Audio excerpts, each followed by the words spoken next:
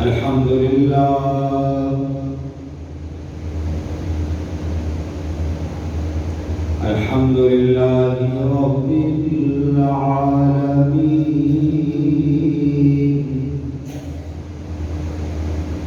والعاقبة للمتقين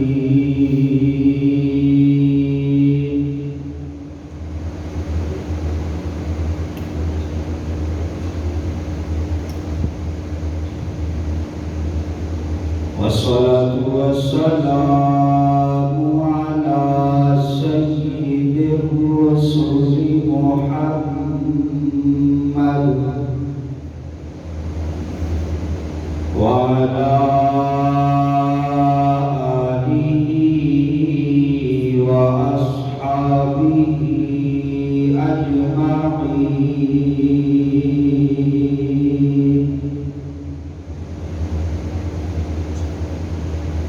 أما بعد فأعوذ بالله من الشيطان الرجيم.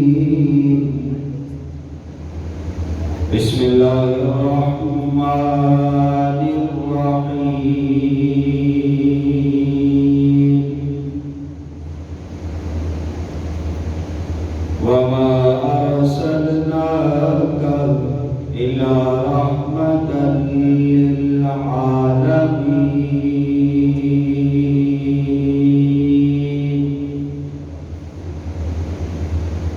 صدق الله العظيم وبلغنا رسوله النبي الكريم ونحن على ذلك لمن الشاهدين والشاكرين والحمد لله رب العالمين.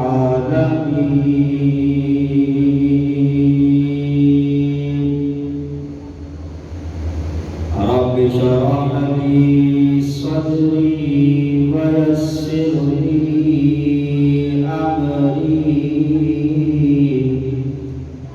واحلل عقدة من لساني يفقهوا قولي. سبحانك لا علم لنا إلا ما علمتنا. اللهم لا علم لنا إلا ما علمتنا إنك أنت العليم الحكيم. إن الله وملائكته يصلون على النبي يا أيها الذين آمنوا صلوا عليه وسلموا تسليما. اللهم صل على محمد وعلى آل محمد كما صليت على إبراهيم وعلى آل إبراهيم إنك حميد مجيد. اللهم بارك على محمد وعلى آل محمد كما باركت على إبراهيم وعلى آل إبراهيم إنك حميد مجيد يا رب صل وسلم دائما أبدا وصل على حبيبك خير الخلق كلهم سبحان ربك رب العزة عما يصفون وسلام على المرسلين والحمد لله رب العالمين.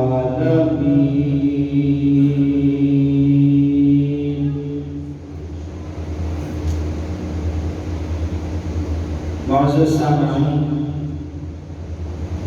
اور بزرگان محترم، پچھلے جمعہ کی حاضری میں سیرت رحمت للعالمین کے حوالہ سے چند ایک گزارشات کی. آج کی جمعہ کی حاضری میں بھی انشاءاللہ سیرت رحمت للعالمین کے حوالے سے کچھ باتیں آپ کے سامنے پیش کروں گا. اللہ رب العزت حق اور سچ بات کہنے کی توفیق عطا فرمائے اور مجھے کہہ کر اور آپ کو سن کر اس پر عمل کرنے کی توفیق عطا فرمائے. معزز سامعین، جیسا کہ آپ کو پچھلے جمعہ کی حاضری میں بتایا تھا کہ نبی کریم صلی اللہ علیہ وسلم کی رحمت سے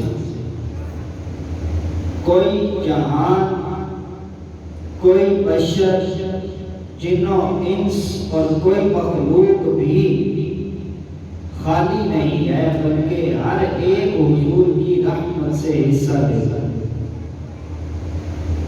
تمہیدی طور پر آپ کو جبریل امین کا ایک واقعہ سنا دوں. پیغمبر علیہ السلام جبریل امین سے پوچھتے ہیں، جبریل ہر ایک کو میری رحمت سے حصہ ملا، تو کیا تمہیں بھی میری رحمت سے کچھ حصہ ملا ہے؟ تمہیں بھی میری رحمت سے کچھ حصہ ملا ہے؟ تو جبریل امین ارشاد فرماتے ہیں، جی یا رسول اللہ، مجھے بھی آپ کی رحمت سے حصہ ملا. پوچھا جبریل وہ کیسے؟ تو فرماتے ہیں کہ یا رسول اللہ، شیطان نے اتنی عبادت کی کہ ہم اس کی عبادت تک نہیں پہنچ سکتے. اس کے باوجود اللہ رب العزت نے اسے مردود کر دیا. مجھے یہ خدشہ اور ڈر رہتا تھا کہ کہیں اللہ رب العزت مجھے بھی مردود نہ کر دے.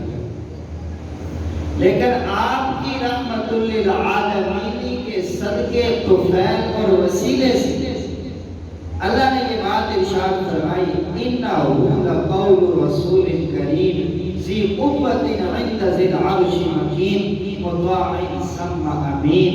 یہ جبریل بڑی قوت والا فرشتہ، یہ اللہ کا مطیع اور فرما بردار ہے، اور سب سے بڑھ کر یہ کہ یہ امانت دار.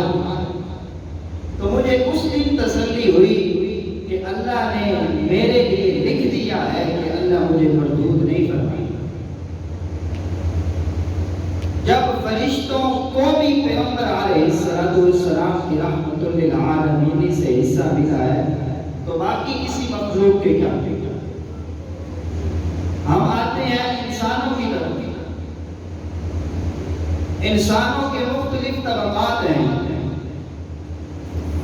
کوئی بھائی ہے، کوئی بیٹا ہے، کوئی باپ ہے، کوئی بیٹی ہے، کوئی بہن ہے، کوئی بیوی ہے، کوئی ماں ہے، کوئی مجاہد ہے، کوئی عالم ہے، کوئی فاضل ہے، کوئی تاجر ہے، کوئی محروم اور فقیر ہے. مختلف طبقات لوگوں کے ہیں، اور ہر طبقے کو ہر ایک اعتبار سے پیغمبر علیہ السلام کی رحمت للعالمین سے حصہ ملتا ہے۔ چھوٹے اور بڑے کو پیغمبر علیہ السلام کی رحمت للعالمین سے حصہ ملتا ہے۔ آپ ارشاد فرماتے ہیں من لم یرحم صغیرنا ولم یعقل کبیرنا فلیس منا۔ جو ہمارے بڑوں کا احترام نہیں کرتا اور ہمارے چھوٹوں پر شفقت نہیں کرتا وہ ہم میں سے نہیں۔ تو گویا کہ بڑوں کو جو احترام ملا ہے یہ حضور کی رحمت کے صدقے سے ملا ہے، اور چھوٹوں کو جو شفقت عطا ہوئی ہے وہ بھی حضور کی رحمت کے وسیلہ سے۔ ایک بدو اقرا بن حابس رضی اللہ تعالی عنہ حضور امام حسن رضی اللہ تعالی عنہ کا بوسہ لے وہ بدو کہنے لگا یا رسول اللہ صلی اللہ علیہ وسلم میرے 10 بچے ہیں، میں نے ان سے کبھی پیار نہیں کیا، تو آپ نے فرمایا لا یرحم لا یرحم، جو رحم نہیں کرتا اس پہ رحم نہیں کیا جاتا، اور جو چھوٹوں سے پیار نہیں کرتا وہ ہم میں سے نہیں۔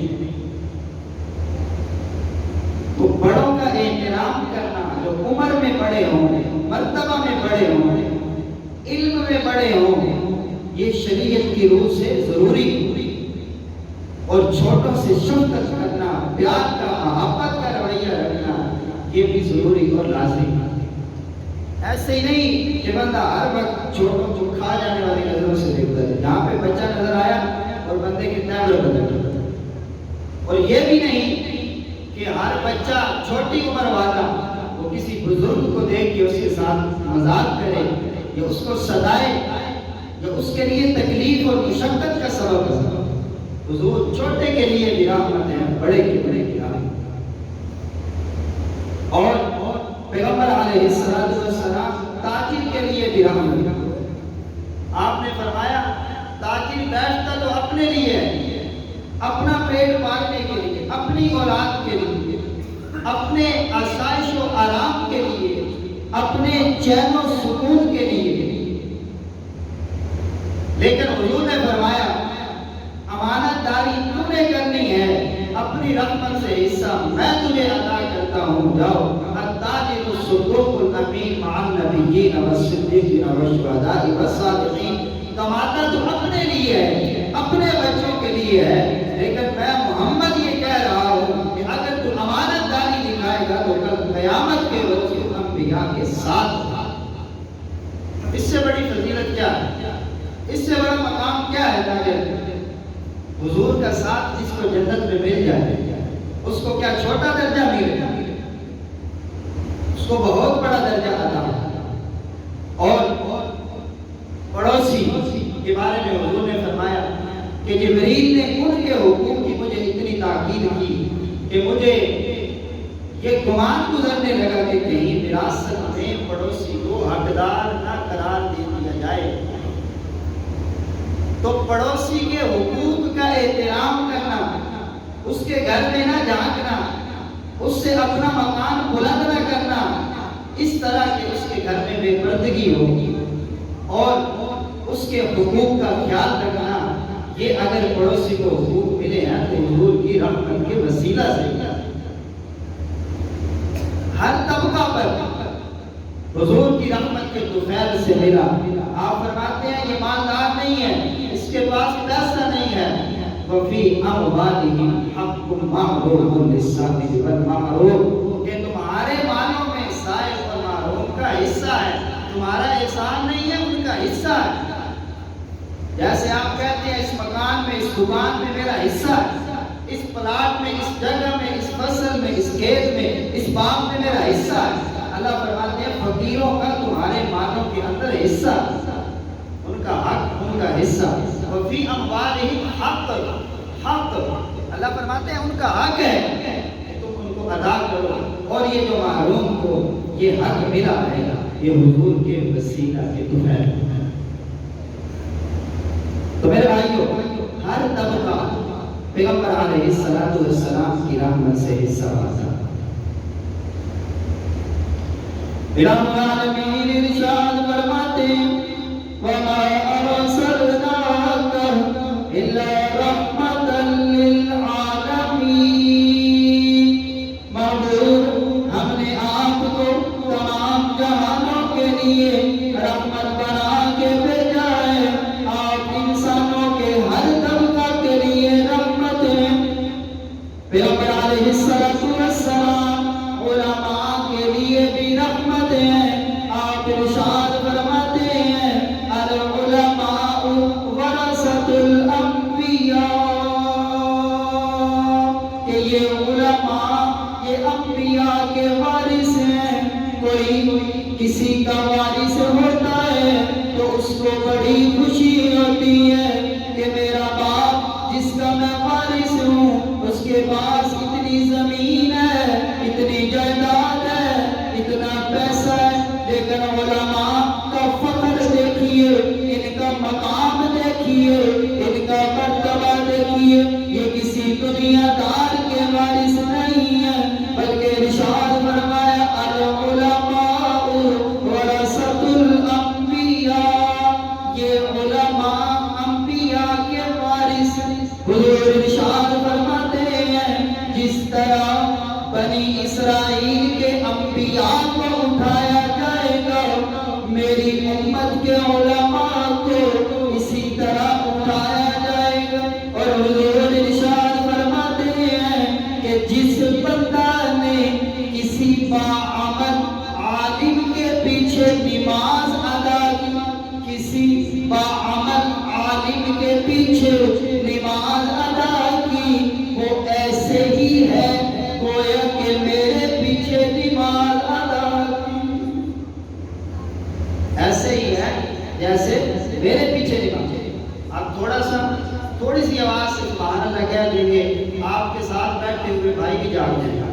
تو یہ آپ کو تنگ کرنا مقصود نہیں ہے، اس میں یہ ہے کہ بعض مرتبہ ایک سویا ہوا بندہ آپ کے سبحان اللہ کہنے سے جاگ جائے۔ مجھے 2 جمعے پہلے ایک بندہ کہنے لگا مولا صاحب آپ سبحان اللہ کا نہیں کہتے۔ میں نے کہا یار میرا مزاج تو نہیں ہے، میں کہتا تو نہیں۔ کہتا جی ہمیں اس سے بڑا فائدہ ہوتا ہے، ہمیں ترغیب ملتی ہے، ہماری آنکھیں کھل جاتی ہیں، ہمیں پتہ چل جاتا ہے کہ ہم بات تو بات جس کی بھی ہو، جیسی بھی ہو، بات کرنے کا انداز جیسا بھی ہو، لیکن بات جس آقا کی ہو رہی ہے اس آقا کے ذکر پر اگر ہم جاگ کے نہ بیٹھے سبحان اللہ نہ کہیں تو پھر یہ بڑی مایوب سی بات ہے۔ اللہ رب العزت ہمیں حق اور سچ بات کہنے کی توفیق دے۔ پیغمبر علیہ السلام ارشاد فرماتے ہیں فقیہ واحد علی الشیطان اشد من الف عابد، کہ ایک عالم، ایک فقیہ، ایک دین کو جاننے والا 1000 عبادت کرنے والوں سے شیطان پر باری ہے۔ اگر علماء کو یہ مقام کسی نے دیا ہے تو وہ نبی کریم صلی اللہ علیہ وسلم کی رحمت کے وسیلہ سے ملا۔ پیغمبر علیہ السلام کی رحمت سے طالب علم کو بھی حصہ ملا۔ حضور ارشاد فرماتے ہیں من کان فی طلب العلم کانت الجنۃ فی طلبہ، جو علم کی طلب کے لیے اپنا گھر چھوڑ دیتا ہے، اپنے بہن بھائیوں اور والدین کو چھوڑ دیتا ہے تو جنت اس کے تعاقب میں ہوتی ہے۔ یہ بندہ علم تلاش کرتا ہے، اللہ کی جنت اس علم حاصل کرنے والے کو تلاش کرتی ہے۔ اللہ کی جنت ان بچوں کے پیچھے ہے، انہوں نے اپنا گھر چھوڑا، اپنے والدین کو چھوڑا، اپنے بہن بھائیوں کو چھوڑا، تو اللہ پر حضور ارشاد فرماتے ہیں یہ علم کی طرف میں نکلے ہیں، جنت ان کی طرف میں نکلی ہے۔ آپ ارشاد فرماتے ہیں جو علم کی طرف میں اپنے گھر سے نکلتا ہے، اپنے گھر والوں کو چھوڑتا ہے، اپنے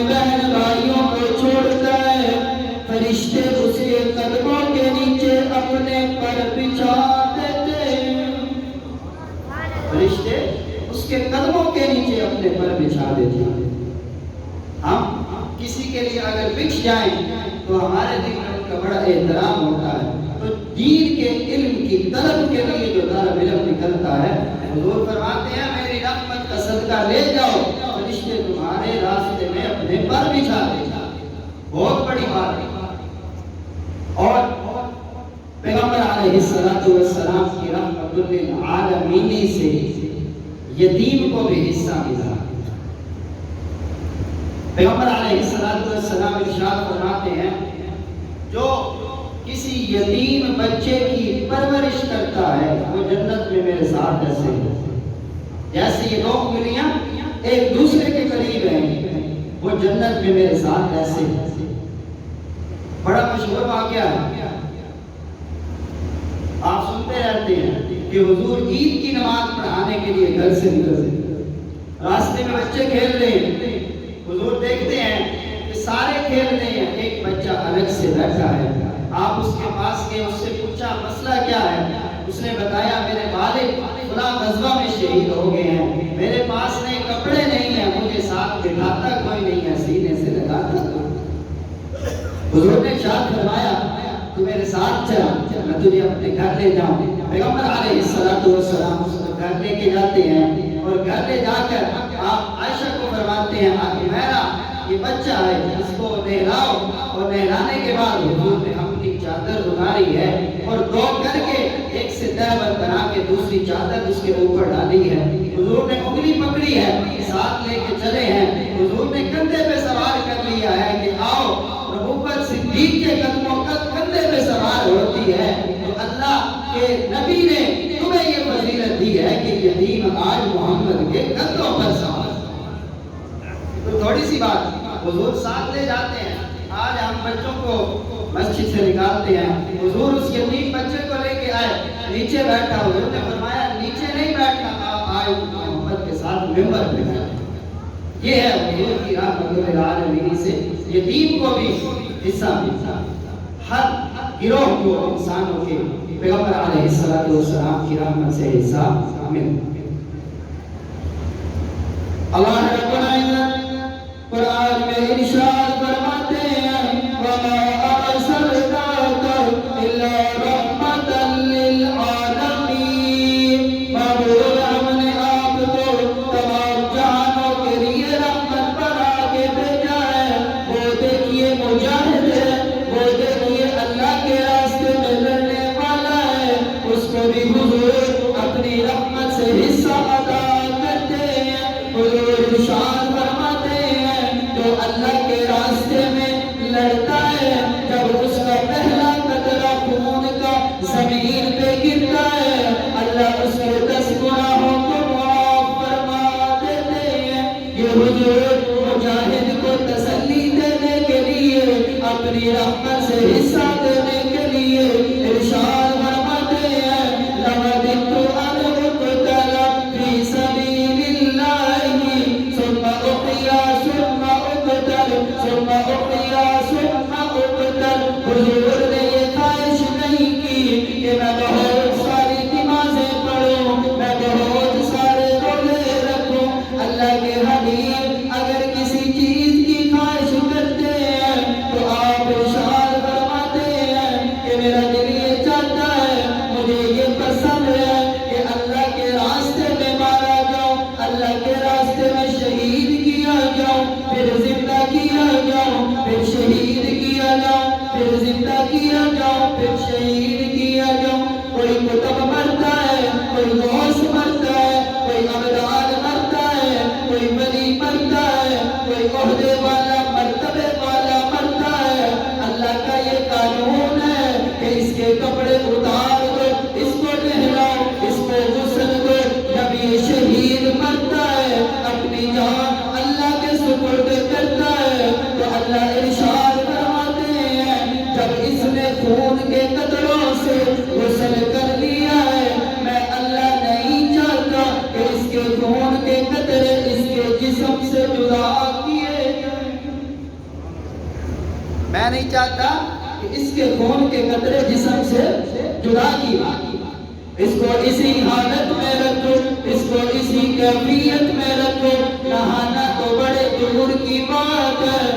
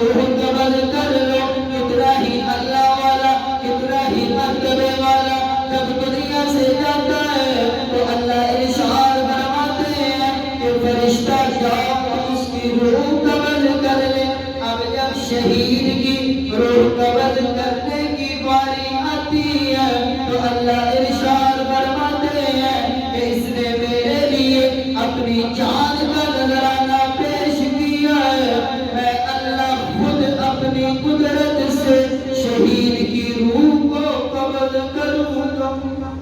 میں اللہ خود اپنی قدرت سے شہید کی روح کو قبض تو مجاہد کو بھی اللہ رب العزت نے حضور کی رحمت سے حصہ دیا۔ اللہ ارشاد فرماتے ہیں ذالک بأنہم لا یصیبہم ظمأ ولا نصب، کہ شہید کو اللہ کے راستے میں کوئی پیاس پہنچتی ہے، بھوک لگتی ہے، ذالک بأنہم لا یصیبہم ظمأ ولا نصب ولا مخمصۃ فی سبیل اللہ ولا یطؤون موطئا یغیظ الکفار ولا ینالون من عدو نیلا الا کتب لهم به عمل صالح، کہ شہید کو اللہ کے راستے میں لڑتے ہوئے کوئی بھی مصیبت، کوئی بھی مشقت، کوئی بھی تکلیف پہنچتی ہے، الا کتب لهم به عمل صالح، اللہ نے قرآن میں یہ بات ارشاد فرما دی ہے کہ میں ہر مصیبت کے بدلے میں، مشقت کے بدلے میں اس شہید کو اجر عطا کرتا ہوں۔ میں اس شہید کو ہر آنے والی مشقت کے بدلے میں اجر عطا کرتا ہوں۔ تو یہ شہید ہے جس کو حضور کی رحمت للعالمین سے حصہ۔ اب آئیے رشتوں کی طرف۔ اگر ماں ہے تو ماں کو بھی حضور کی رحمت سے حصہ ملا، ماں کو بھی حضور کی رحمت سے، تھوڑا بول دیں، حصہ ملا۔ پیغمبر علیہ السلام کی آمد سے پہلے والد مر جاتا ہے، باپ کی ساری وراثت تقسیم ہوتی ہے، اور جب ماں کی باری آتی تو بیٹے کہتے باپ کی ملکیت میں موجود ہر چیز کو ہم نے تقسیم کیا ہے، تو بھی باپ کی ملکیت میں شامل ہے، آج تجھے بھی ہم تقسیم کریں گے، اور 5 بیٹے مل کر اکیلی ماں کے ساتھ زنا۔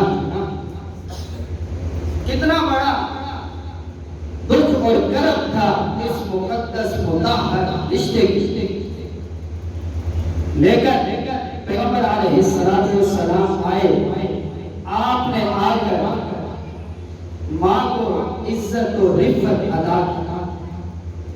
آپ ارشاد فرماتے ہیں کہ الجنت تحت اقدام امہاتکم، کتنا ہی بڑا ولی، نمازی، پرہیزی، دین پہ چلنے والا نہ ہو، اگر اس کی ماں اس سے ناراض ہے تو اللہ اس کو ہرگز جنت عطا نہیں کرے گی۔ یہ ماں کا ایک الگ ٹاپک ہے، میں صرف تھوڑا سا ٹچ کر کے چلتا ہوں تاکہ آپ کو سمجھ آئے کہ حضور کی رحمت للعالمین سے کس کو حصہ کیسے ملے۔ تو الجنت تحت اقدام امہاتکم، اور اللہ کے نبی ارشاد فرماتے ہیں کہ کوئی بچہ یا بچی گھر میں لا کے ایک دفعہ شفقت کی نگاہ سے ماں کے چہرے کو دیکھ لیتا ہے، ہم اس کو حج اور عمرہ کرنے کا ثواب عطا کرتے ہیں۔ تھوڑی سی بات، حج اور عمرہ اتنی آسانی سے ہو جاتا ہے جی، اتنی آسانی سے ہو جاتا ہے، بات ہے سمجھنے کی۔ آپ دیکھتے ہیں کئی بندے ساری زندگی لگا دیتے ہیں اور وہ پیسہ نہیں کما پاتے، کچھ بندے اتنا پیسہ 10 منٹ لگا کے کما دیتے ہیں کیونکہ انہیں شارٹ کٹ پتہ ہوتا ہے۔ ماں کی خدمت سے جنت پانا یہ شارٹ کٹ ہے، اس شارٹ کٹ کے ذریعے ہم جنت حاصل کر سکتے ہیں۔ شاعر کہتا ہے قدم قدم پہ برکتیں، نفس نفس پہ رحمتیں، قدم قدم پہ برکتیں، نفس نفس پہ رحمتیں، جدھر سے وہ شفیع آسیہ گزر گئے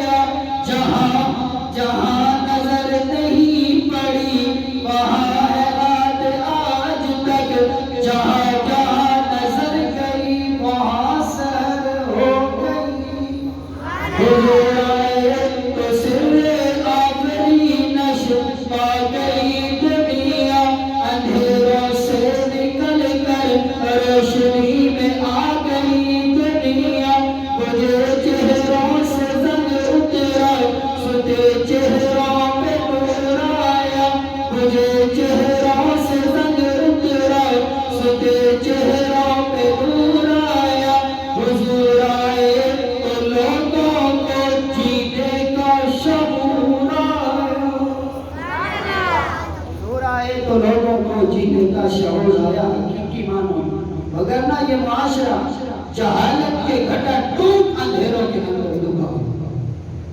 یہ حضور کی رحمت للعالمین ہی ہے کہ آج تھوڑا سا لڑائی جھگڑا بھی ہوتا ہے تو ہم میں سے بعض لوگ اگنور کر جاتے ہیں کہ کوئی بات نہیں، جو اللہ کی رضا کے لیے معاف کرنا۔ پہلے معافی ہوتی تھی، پہلے تو نسل در نسل جگہ چلا گیا۔ آئیے دوسرے رشتے کی بیٹی کو حضور نے کیا فضیلت اور مقام عطا، پہلے کیا حالت تھی اور حضور نے بیٹی کو کیا عطا کیا ہے۔ پہلے زندہ درگور کر دیا جاتا ہے، حضور سیدہ فاطمہ الزہرا رضی اللہ تعالی عنہا کو دیکھ کر کھڑے ہو جاتے ہیں اور بتاتے ہیں کہ بیٹی کو دیکھ کر کھڑا ہو جاتا ہے، بیٹھا نہیں جاتا۔ اور اللہ کا قرآن کہتا ہے وَإِذَا بُشِّرَ أَحَدُهُم بِالْأُنثَىٰ ظَلَّ وَجْهُهُ مُسْوَدًّا وَهُوَ كَظِيمٌ۔ بیٹی کی بشارتیں لے کر ان کو جب بتایا جاتا تمہاری بیٹی ہوئی، ہم یہ چہرے مرجھا کر سیاہ ہو جایا کرتے تھے۔ اگر بیٹیوں کو دیکھ کر آج ہمارے چہرے کھل جاتے ہیں، اگر ہم سوشل میڈیا پہ یہ بات لکھتے ہیں کہ اللہ نے مجھے اپنی رحمت عطا کی ہے، تو یہ بیٹی کے لیے حضور کی رحمت للعالمین کا وسیلہ، حضور کی رحمت للعالمین ہے کہ آج جب میں گھر میں جاتا ہوں تو بیٹی کو جا کر سینے سے لگاتا ہوں کہ میرے حضور نے بتایا ہے کہ بیٹی سینے سے لگانے کی چیز ہے، بنانے کی چیز نہیں۔ حضور نے فرمایا جو دو بیٹیوں کی پرورش کرتا ہے اور ان کی شادیاں کر دیتا ہے، فرمایا جنت میں میرے ساتھ۔ ایک روایت میں 3 کا صحابہ نے پوچھا یا رسول اللہ جس کی 2، آپ نے فرمایا 2 کے لیے بھی یہ بشارت ہے۔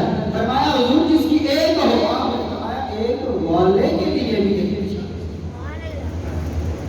تو ہم نے ہمارے معاشرے میں کوئی بیٹیوں کو دفن تو نہیں کرتا، لیکن بیٹیوں کے حقوق ہم ضرور سلام، بیٹیوں کے حقوق ہم ضرور سلام۔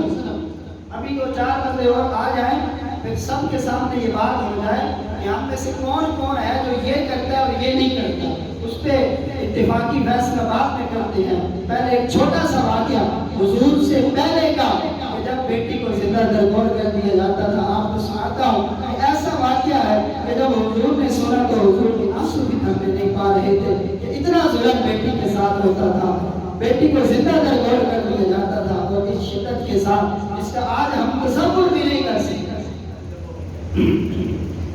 پیغمبر علیہ السلام کے پاس ایک شخص آتا ہے، آگے کہتا ہے یا رسول اللہ میں اسلام قبول کرنا چاہتا ہوں، کیا میرے پہلے گناہ معاف ہو جائیں گے؟ حضور ارشاد فرماتے ہیں الاسلام یہدم ما کان قبلہ، اسلام پہلے سے موجود سارے گناہوں کو منہدم کر دیتا ہے، تیرے جتنے بھی گناہ ہوئے وہ سارے کے سارے معاف ہو جائیں گے۔ پیغمبر علیہ السلام کو وہ شخص کہنے لگا یا رسول اللہ میرا ایک گناہ اتنا بڑا ہے، مجھے یہ نہیں لگتا کہ میرے اس گناہ کی معافی ہوگی۔ حضور ارشاد فرماتے ہیں کیا تو نے شراب پی ہے، کیا تو نے زنا کیا ہے، کیا تو نے کسی کا حق مارا ہے؟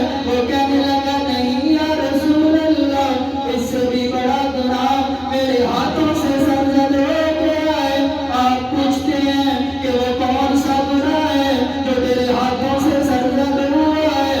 وہ شخص کہنے لگا یا رسول اللہ میری بیوی حاملہ تھی، بچے کی پیدائش ہونے والی تھی، مجھے سفر پہ جانا پڑ گیا، میں سفر پہ روانہ ہوا، اپنی بیوی کو کہہ گیا کہ اگر بیٹا ہو اس کی مٹھائی بانٹنا، اس کی خوشیاں منانا، اس کی تربیت کا بندوبست کرنا، اگر بیٹی ہو اس کو پکڑنا، زندہ گڑا کھود کر گڑے کے اندر دبا دینا۔ یا رسول اللہ کافی عرصہ گیا، 2-4 سال کے بعد میں اپنے گھر واپس آیا، میں نے گھر کے آنگن میں ایک پری کو چلتے ہوئے دیکھا،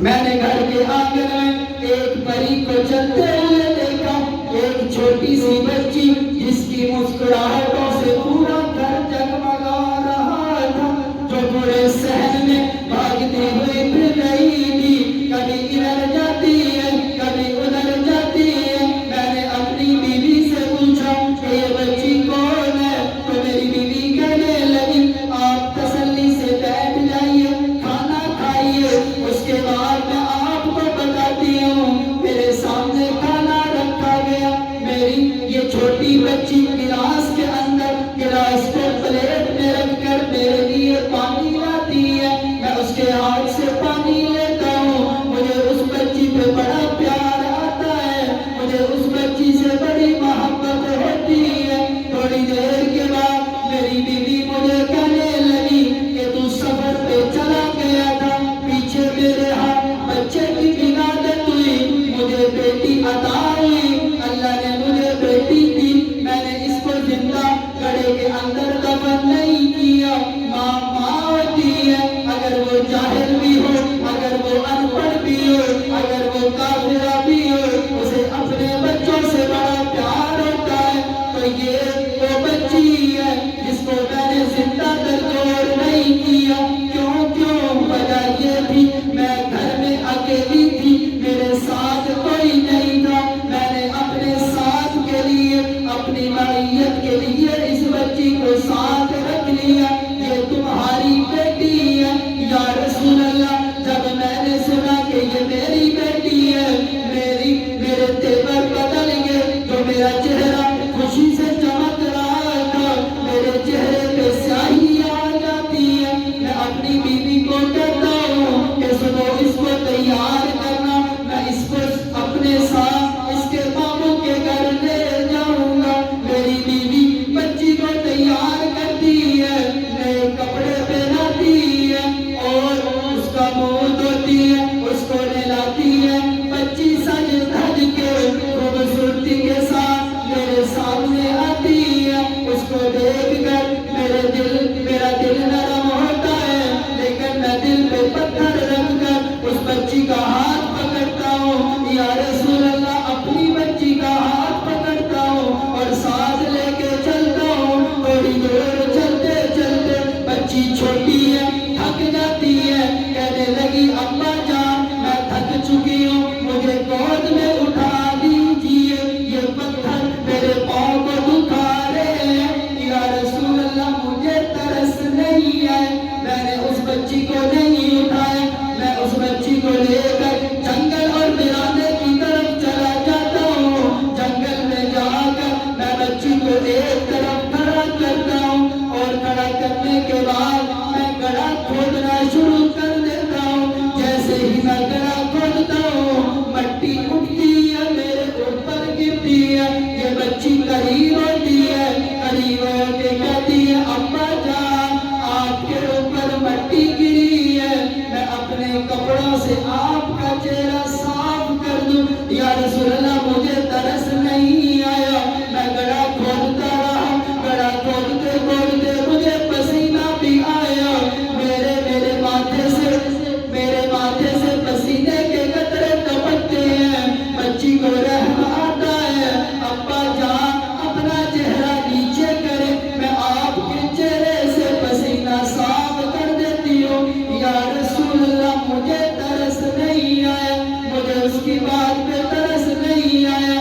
میں نے گڑھا کھودا، گڑھا کھودنے کے بعد اس بچی کو اٹھا کر گڑھے میں ڈال دیا، وہ اپنی توتلی زبان سے اور آگے پیچھے لفظ کرتے ہوئے کہتی ہے ابا جان میں تمہاری بیٹی ہوں، میں تمہارے آنگن میں کھلنے والا پھول۔ یا رسول اللہ مجھے ترس نہیں آیا، اس نے میرا بازو پکڑا، میں نے جھٹک کر اس کو گڑھے میں گرا دیا، وہ پھر اٹھنے کی کوشش کرتی ہے، روتی اور چلاتی ہے۔ یا رسول اللہ مجھے ترس نہیں آیا، میں نے ایک بڑا سا پتھر اٹھا کر اس کے سینے پہ رکھ دیا، جیسے ہی پتھر اس کے سینے پہ رکھا جاتا ہے اس کی دبی سسکیاں اس کے منہ سے نکلنا شروع ہوتی ہیں۔ یا رسول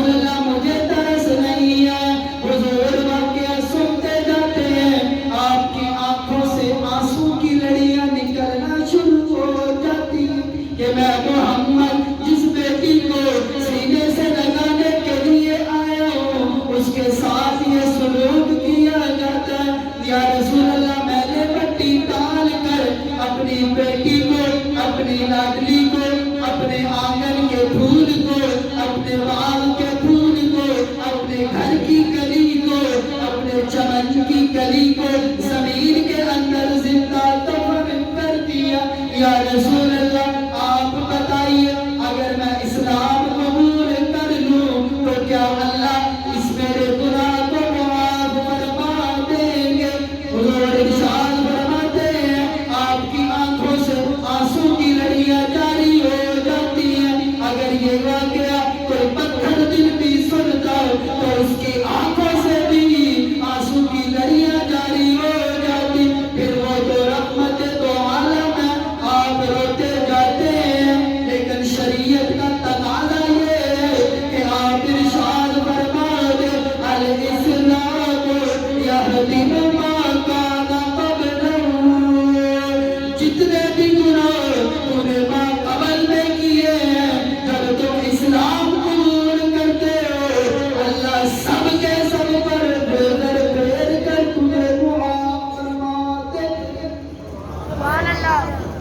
پھر میں کیوں لگاؤں قدم قدم پہ برکتیں، نفس نفس پہ رحمت، جدھر سے وہ شفیع آسیہ گزر گیا جہاں نظر نہیں پڑی وہاں ہے رات آج تک، جہاں جہاں نظر گئی وہاں سحر ہو گئی۔ حضور آئے تو سر آفرینش پا گئی دنیا، اندھیروں سے نکل کر روشنی میں آ گئی دنیا۔ تجھے چہروں سے سج اترا، سدے چہروں پہ نور آیا، حضور آئے تو لوگوں کو جینے کا شعور آیا۔ تو میرے بھائی یہ وہ بیٹی ہے جسے حضور نے سینے سے لگانے کا حکم۔ یہ صرف انسان کی نیتیں ہوتی ہیں۔ اگر کوئی بندہ یہ کپڑے اتار کے بیٹھنے تو سمجھ لے کہ میں کپڑے پہن کے بیٹھا ہوں تو یہ صرف اس کی سوچ ہے، حقیقت نہیں ہے۔ تو جس طرح آپ اپنے بیٹوں کو اپنا بیٹا سمجھتے ہیں اپنے دامادوں کو بھی اپنا بیٹا سمجھتے ہیں۔ یہ دلیل صرف دامادوں کی طرف سے نہیں بلکہ سسر کی طرف سے بھی ہوتی ہے کہ وہ داماد کو اپنا بیٹا سمجھتے ہیں۔ بیٹی کے گھر میں اگر بھائی جاتا ہے، خود جاتا ہے، بقرعید ہے گوشت لے کے جانا ہے، عید ہے کچھ نہ کچھ لے کے آنا ہے، بہن کے گھر جانا ہے کچھ نہ کچھ لے کے آنا ہے۔ اسلام نہیں کہتا کہ بہن کے گھر جاؤ تو پیسے لے کے آؤ، ہدیہ لے کے آؤ، دے دو ٹھیک ہے نہ دو، اسلام نہیں کہتا، واجب نہیں کرتا، لیکن اسلام کہتا ہے کہ یہ تمہاری بہن ہے، بیٹی ہے، اس کو تمہاری وراثت میں حق ہے، اس کو اس کا حق ادا کرو۔ آپ یہ سمجھتے ہیں کہ میرے گھر کی دولت اس کے گھر چلی جائے گی، بھئی تمہاری قبر خراب ہو جائے گی، تمہیں یہ پڑی ہے کہ ادھر کی دولت ادھر ہو جائے گی، ادھر کی ادھر ہو جائے گی۔ یہ کیا ہے تمہارے لیے؟ یہ جو بیٹا ہے کیا ہے؟ یہ کیا کرنے والا ہے تمہاری قبر کے جو تمہارا داماد نہیں کر سکتا؟ یہ لگتا ہے کہ وہ اور ہے، وہ پرایا ہے۔ جب آپ اس کو اپنا سمجھیں گے، اپنی بیٹی کو اتنا حصہ دیں گے جیسے اسلام نے مقرر کیا ہے، تو پھر یہ نفرت کی جو دیواریں ہیں یہ گر جائیں گی۔ اگر بیٹی کا حق رکھنا آپ کی دولت میں اضافہ کرتا، آپ کے مال کو بڑھاتا، آپ کی قبر کو اچھا کرتا، حضور کبھی نہ کہتے کہ بیٹی کو وراثت میں حق دو۔ اگر حضور نے وراثت میں حق دینے کا حکم ارشاد فرمایا ہے تو پتہ یہ چلتا ہے کہ بیٹی کو حصہ حق دینے میں ہی۔ اگر کوئی بندہ اپنے زندہ رہتے اپنی جگہ چیزیں بیچ جاتا وہ الگ بات ہے، لیکن باپ کے دنیا سے جانے کے بعد بہن کا حصہ بھائی روک لیتے ہیں، کوئی اور روک لیتا ہے، اس کی شریعت قطعاً اجازت نہیں دیتی۔ اللہ رب العزت ہمیں صحیح معنوں میں دین حق کی سمجھ کی توفیق عطا فرمائے۔ انشاءاللہ رحمت للعالمین کے حوالے سے تیسرا جمعہ بھی اسی عنوان پر پڑھا ہوگا۔ اللہ رب العزت عمل کی توفیق عطا فرمائے۔ وآخر دعوانا الحمدللہ۔